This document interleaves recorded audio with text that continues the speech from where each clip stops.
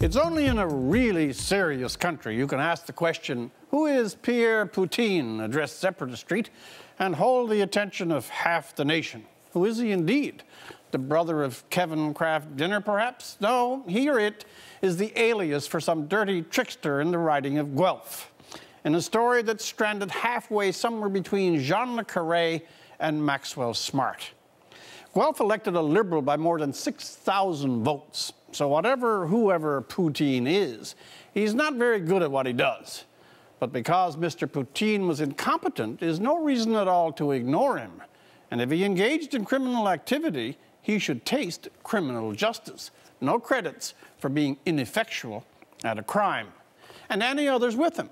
If it can be shown there was an organized effort to mess the election, if it involves the Conservative Party itself or its officers, to the stocks with the whole bunch of them.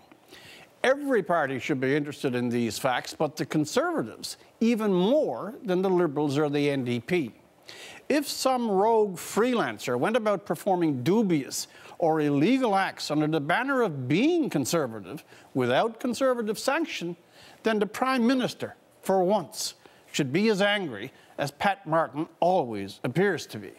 It's a matter of clearing his party's name, after all. He should be expediting the investigation, leading the call for full, quick inquiry. I don't see that.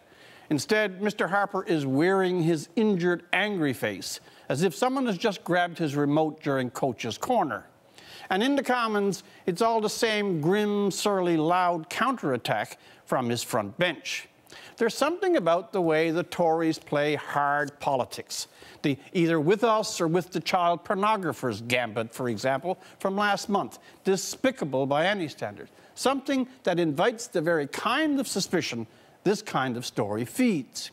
Meantime, for the virtuecrats of the opposition benches, it's almost as much fun as the last play. Remember busty hookers? I'll bet you do. And I'll equally bet that you're not quite sure now what all that, in the end, was about. Except, of course, for the busts and hookers. There's nothing more pleasurable to a political animal than causing pain to an opponent.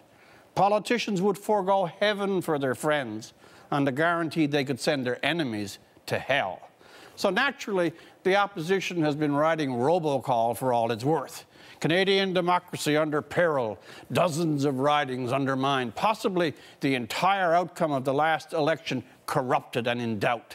The Tories, a nest of manipulating scorpions.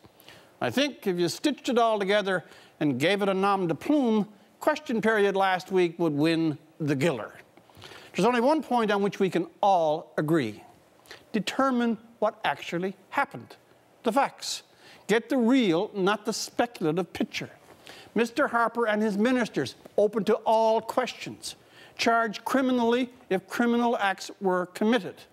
Get resignations if elected officials were involved. In other words, turn this matter over from the beer pit of the Commons to the steely, cold gaze of Police and Elections Canada. For The National, I'm Rex Murphy.